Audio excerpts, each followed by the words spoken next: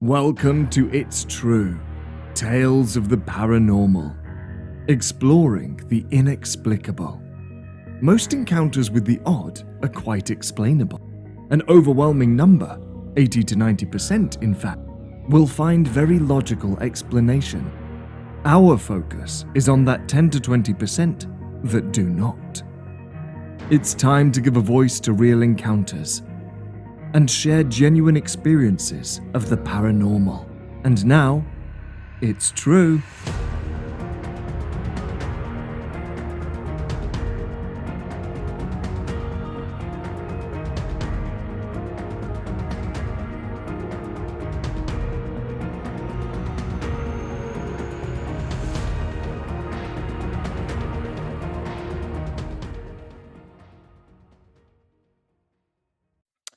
Birth, life, death.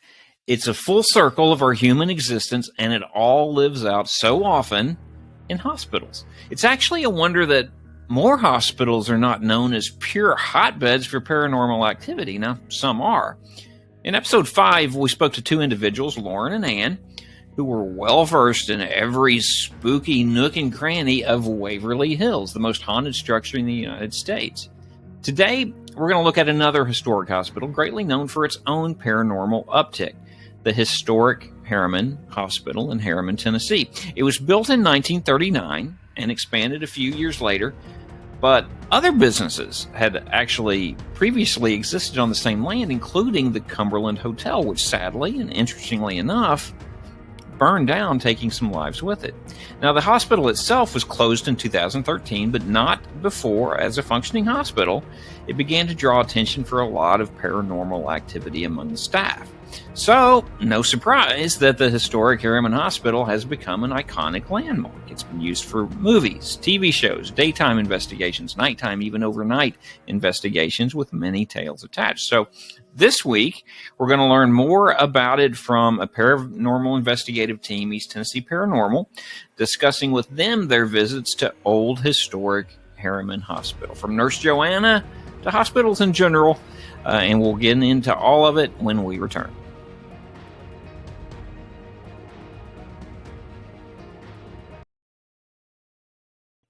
All right, back on It's True, Tales of the Paranormal with Chrissy and Charlie Holloway, our friends from East Tennessee Paranormal. Welcome to the show, guys. Hey, thanks for having us back. Yes, thanks. Should say welcome back. You've been guests before, so thanks for coming back. I didn't scare you off too bad. I guess I wouldn't scare off a paranormal investigator, though. Anyway. I was going to say, we don't scare too easily. Well, we wanted to talk today about old historic Harriman Hospital. Opened in the 30s. First of all, you guys have been doing this for a while. How are hospitals not just an incredible hotbed of paranormal activity? I mean, there you have the life energy of births coming into play. You have the death energy, obviously, of a lot of lives lost in those within those walls. Right. Is it there among all hospitals, do you think? And maybe there's so much hustle and bustle we don't notice it, or what? What is the story with hospitals in general? Hospitals in general, from what I know, and just from I have a lot of friends and family that are in the medical field as nurses and whatnot, and you would think that with the scientific backgrounds that they have, that they'd be more of the skeptical side, but honestly, the stories I hear are more so that they are some of the biggest believers, just because they've seen things in working and spending so much time in the field and around people at all time periods of their life, and seeing the good, the bad, the ugly, and just all that is a lot of energy. And I mean, honestly, the nurses that I do know and physicians, I mean, they are believers because they have seen just unexplained things. Yeah, that was the first time I ever heard the rule of 3 was from a nurse. Mm-hmm. You know, she would talk about the rule of 3, like when one person dies, there's 2 more. You know, it's just a rule of 3. And like she said, there's so many things that they encountered that they're pretty much not skeptics because there's just nothing way that they could wash some of this stuff away. So yeah, some great stories from from paramedics, EMTs, nurses, like you said, physicians, even in nursing homes, things of that nature where people go, at their last part of their life, So yeah, those most people who are in that career field are definitely believers. So being able to go to a hospital in terms was huge. Yeah, well, in terms of Historic Harriman Hospital, like I mentioned, opened in the 30s, but prior to that, the land has history to it as well. Cumberland Hotel suffered a fire there with casualties, Yes. so there's deaths surrounding that whole property. Right. One story in particular with the hospital is Nurse Joanna, right? Yes. Are you familiar with Nurse Joanna? What can you tell us about? She was the one that they said that it was that desk down in one of the lower levels of the building and she had that desk in the corner. You sat in her chair. Yeah, I remember she didn't like that. They said that if you sat in her chair, she would basically kick you out of the chair, or you would know that you were in her chair. That was her specific chair. I do remember certain things. I just can't remember her backstory. I don't remember much of her backstory either, other than she's still there and they think she's still running her rounds, but she's more of an intelligent spirit. We didn't have interactions with her, but we did have a flashlight session down that hallway because we were seeing shadows. How her desk lays. It's in like a corner of the building, and then way down the hallway, there was a set of doors, and we were seeing shadows pass back and forth.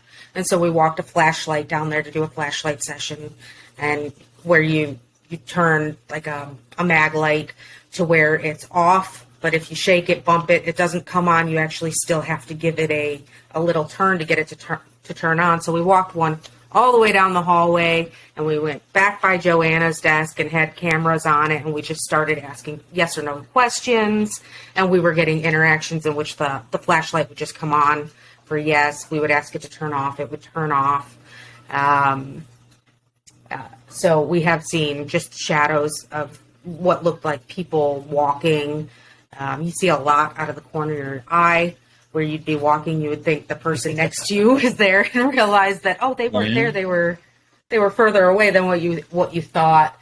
So but that was in Joanna's section. But I don't recall her specific story. Yeah, I think from what I understand, she passed away. She suffered a heart attack that was kind of a sudden loss of life there. Wasn't it? She said that she would be there. She even said that she was gonna stay there. Is that what it was? Yeah, I think that is part of that backstory. Yeah, I think I remember that. She said that she would always be there, or something of that nature. That's what it was, and that she is. She kept her word. She certainly lingered. Certainly has. Mm-hmm. What other was this a pretty active? You've been there as part of an investigative group. What is this an active spot? Oh yeah, extremely active. We actually took because we had spots left for this investigation, and our 11-year-old daughter is actually both of our daughters. One's 6, one's 11. They both have an interest in the scaries now, and so they they ask questions and want to be involved with it. But the 11-year-old really wanted to go on something with us, and so this one, because we had the space and they allowed for as long as the parents were there, they allowed for her to go with us. So we've got a little investigator in training, and she's the reason why we scheduled another to go back, because she's been bothering us. She's like, when do we go back? When do we go back? Because it was actually some of the best visual evidence we have ever captured. Yeah. And she actually had her hair pulled.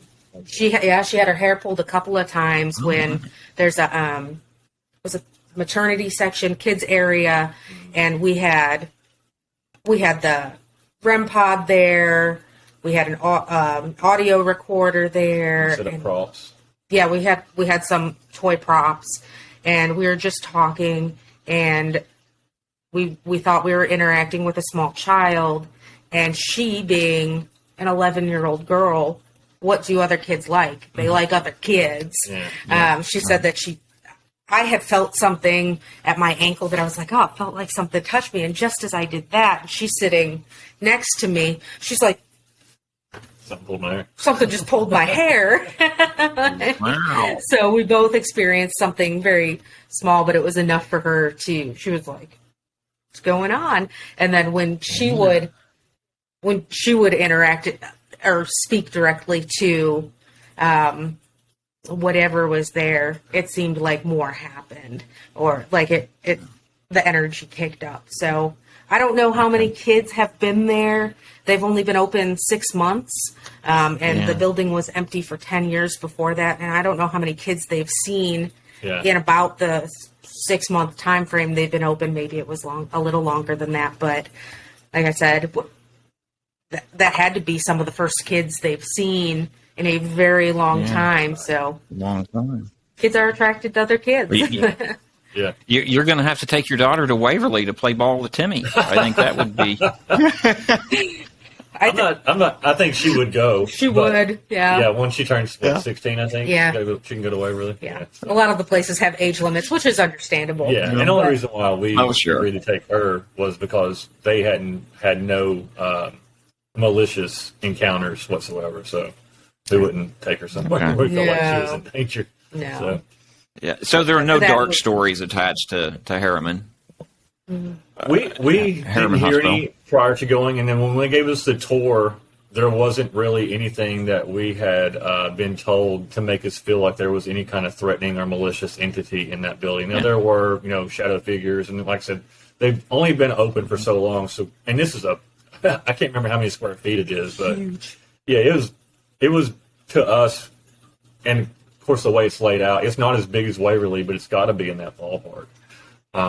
So, we had a pretty good sized team there. I think 10 people went with us on that one because we invited another group with us, Scope. And Scope out of Knoxville is somebody who we got started with. Yeah. And so they're close friends of ours.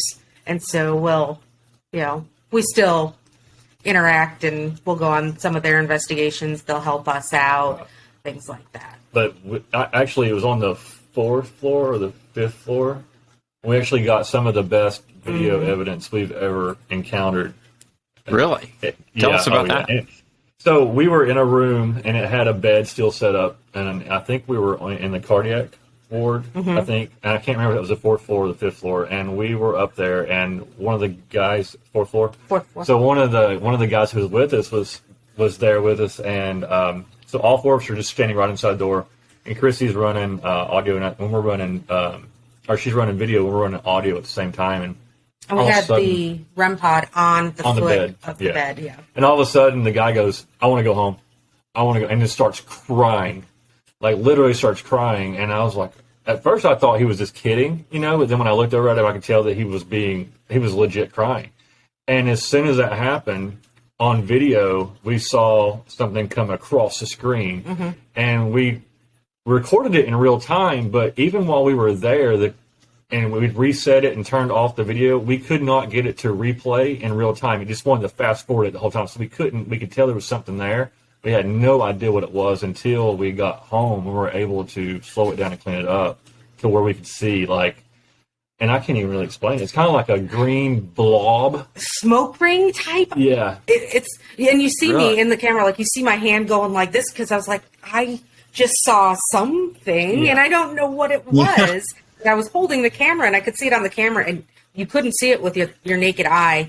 So he felt the energy in that room. And it came from his direction. Like he was standing directly next to me on my left, and it just comes through. So he knew something was there before we did. He felt it immediately. He felt it. And I mean, he knew something was off, and he felt scared before and this was before the visual thing encountered. So he felt it enough to feel, I guess, scared and threatened. And then all of a sudden on video, something goes flying by, which, like I said, it's not a shadow figure. It's not an orb. It is. I mean, you just have to see it. I mean, you can't even really explain what it is, to be honest with you. And it was the damnedest thing, because we had no problem with our video the whole night, And then we're going, like he said, it was fast forwarding. And when we get it home and pull the chip out, put it in the computer, realize it was recording at 10 times the speed for some reason, had no sound. It was super weird that I actually had to go in and use programs to slow it down just to see, and kind of screenshot it as well to see what it was. So again, places where we experience, for whatever reason, we know how to use our equipment. We know it works. Everything gets fresh batteries for each investigation to go in and experience even electronic malfunctions, and they start doing things they've never done before. That, and it would have been one thing just to catch it on video, but to have his interaction and how it physically altered him and how he emotionally reacted to it, and then all of a sudden that happening made it even more, even more valid as to something was going on in that room. So, and after he wanted to go downstairs, so we took him down to the safe room, and then me and Chrissy went back upstairs, and we tried to, in that room, debunk it or try to figure out what was going on in that room, and we couldn't get anything. We couldn't even get a REM pod hit at that point, So, wow. So it was gone. We just couldn't figure anything out. So, you guys have been at this for a while. Have you ever had anyone mess with your equipment to that extent before? Well, we've had it. I mean, draining batteries is one thing, but yeah, but this was completely and we've never even before we got into this, we were both enthralled with the paranormal. So we watched movies and or not movies, all the shows. We watched all the shows, and we would see how that stuff would affect them. So we knew that it would affect. But even when we're watching those shows, you don't see anything like that. It's usually turn it on, turn it off, drain the battery. But this one altered the way the video was actually taken. So it was fascinating. Right. I mean, it really, really was. Yeah. And I've seen my share of paranormal. Yeah, I've seen my share of paranormal shows. I've never seen anything mess with it like that. I mean, batteries draining and power surges and things like that. But wow, that's interesting. Have you encountered any apparitions beyond the shadow people or anything along those lines, either at Harriman or elsewhere? We've seen shadow figures. The first time I saw a shadow figure was at Waverly, and I saw a mass shadow move from one hallway to across the other. And you'll hear a lot of people say when they go to Waverly that you can see shadows peeking in and out of doors. Sometimes I think it's matrixing, but this one to literally see something break the light as it's going through, knowing that that was definitely a shadow person and we just saw walk across. But as far as seeing a full-blown apparition, we haven't seen an apparition. Not while doing this, no. I think the only experience I had with that was when I grew up in city of Chicago in an old Chicago-style bungalow, and I would, and that's where my interest was started. Was that I would see things in the house that I was like, what, I'm home alone, or things like that, and you would see somebody sitting on the couch next to you late at night, and I'm like, oh, that's weird.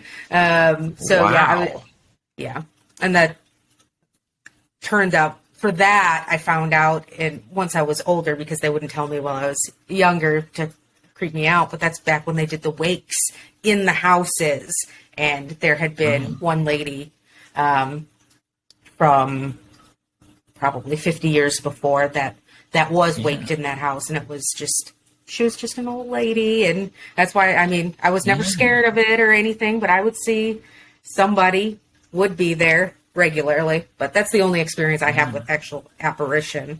Wow. Rather than a shadow or catching something out of the corner of your eye. Yeah. Okay. All right. Yeah, most of our evidence, and I understand. Yeah. I was just going to say, most of our evidence is, we do get some stuff on video, but a lot of it's audio. We have so much stuff that comes through with audio, or you just don't see it, but you can sense it, or the REM pod will tell you, because the REM pod's reacting to the, the electromagnetic pulse in the environment. So, we got stuff like that we see that helps validate the way we feel. But when we actually get something, audio or on video to validate and to prove to other people, like, this is what we're seeing, and we want people, that's really why we want people to come with us so they can experience it as well. Like, we're not trying to hoard all the paranormal to ourselves. We want to share it with people, we enjoy it. Yeah. And it's funny, once we started East Tennessee Paranormal, you'd be amazed. Everyone finds out and they want to tell you a story. Everybody has a story. Oh, yeah. I mean, everyone has a story to tell you. So, yeah. Yep. Yeah. Yeah, no doubt about it. Well, and then a big date coming up, January 14th. You're putting together a group to go back to January old 14th, Historic Harriman Hospital. We have January 14th for a 10-hour overnight private investigation. So that means there's a maximum of 10 people going, and that's 2 of them being us. But we do have, if you go to easttennesseeparanormal.com on our website under book an investigation, you can join us, and you have the ability to either stay with us, go off on your own, but you have access to all of our equipment. We'll teach you how to use it.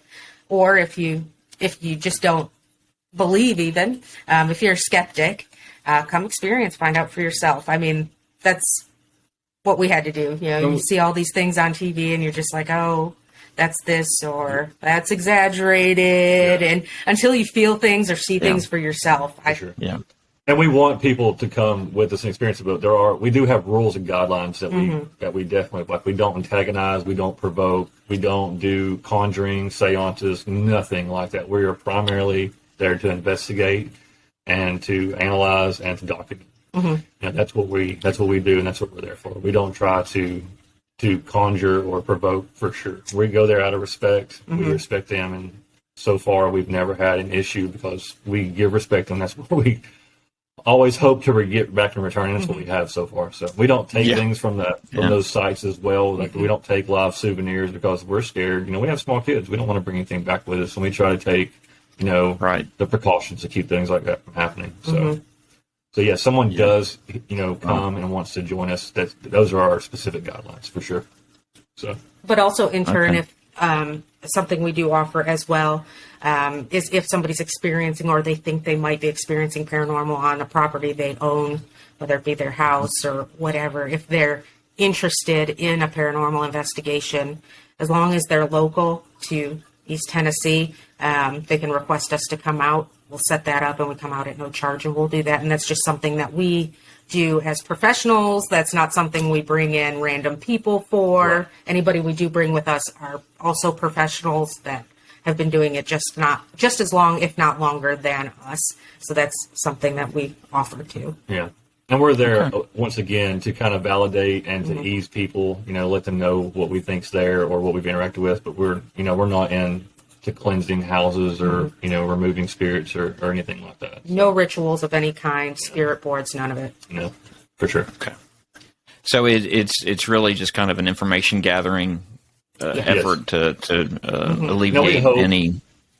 We hope to gain access to people that we would be able to put people in touch with that they got into situations where they wanted a spirit removed or they felt threatened, or things of that nature. But, we haven't made those kind of contacts that, to do that. Yeah. So. As a business, we're brand new and trying to gather those contacts and things like that so that we can help more in those aspects as well. For sure. As you've encountered these different investigative opportunities, are most of them pretty? I'm curious. This is happening, but I don't feel threatened. Or is there a darker element to what you've experienced? From what we've experienced, or what we've gone into the residences that we have been in. And we don't share the information because we were asked to keep it discreet. Right, sure. We will. Absolutely. Any of that. Because it is very taboo still, in essence. So people are like, I think I have ghosts. Weird things have been happening for the last 15 years I've lived in this house. Yeah. Am I crazy? Like that type of thing. So we go in and we're just like, we didn't really experience anything, but that doesn't mean they're there, or it's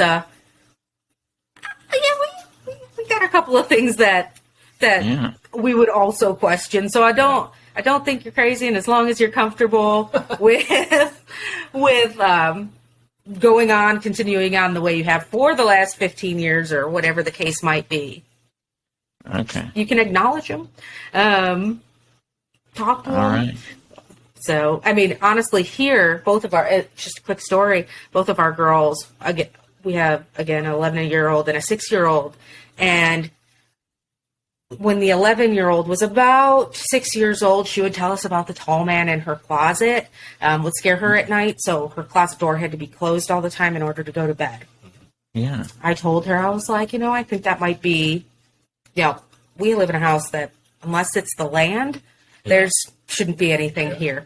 But I was like, that sounds like that might be your Uncle Andy, and he's probably just watching over you, and, he's your angel visiting you. Just talk to him. Tell him you're scaring him.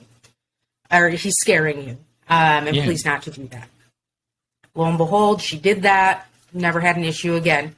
Come just a few months ago, my 6-year-old, she's 6 now, tells me the same thing. She's like, there's a tall man who watches me, and I'm afraid to sleep in there. Please close my closet doors. I don't want to sleep in here with the closet open. And I was like, oh, try talking to Uncle Andy. Tell him he's scaring you. And if he's more than welcome to watch over you, but please don't scare me. You're scaring me. Do that. Hasn't been an issue. So we have some experiences with, I can give you an idea or a suggestion. That worked for our girls, but we're not, again, going to do the cleansings or anything like that. Okay. So. Wow. All right. Well, guys, thanks for coming on and sharing about your own experiences with Old Historic Harriman Hospital. More to come from the sound of it coming up very shortly. So if you want to join them, get in touch. But thanks for coming on. All right. Thanks for having us back. Thank you.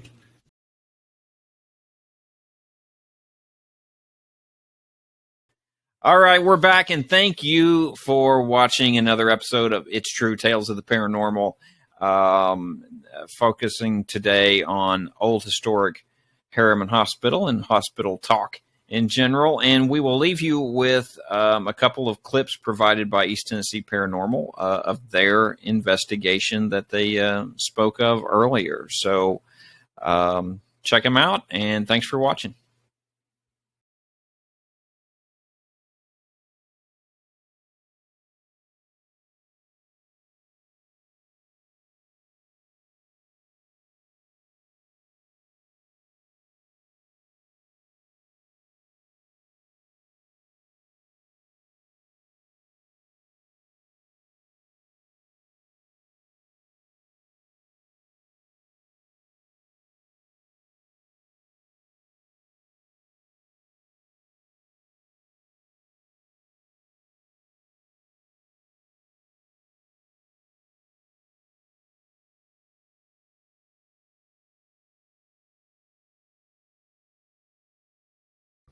Oh, hello. Holy hell.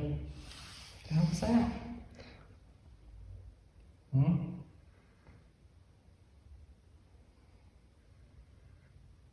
Dust, bugs? It's gotta be dust.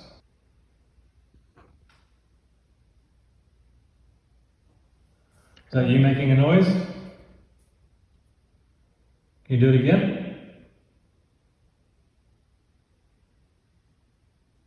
Oh, what were those? Or what? That's it.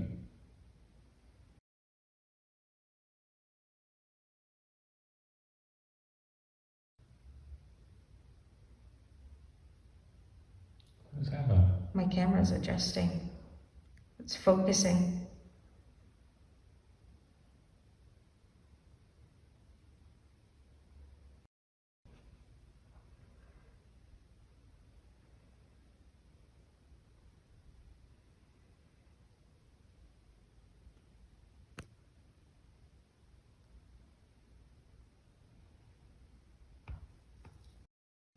There are no vents and no windows and no airflow in here. Mm-hmm. Yeah, when we go back downstairs, we can ask them. Thank you for listening to It's True, Tales of the Paranormal. Subscribe today to receive updates on new episodes and tales of the paranormal.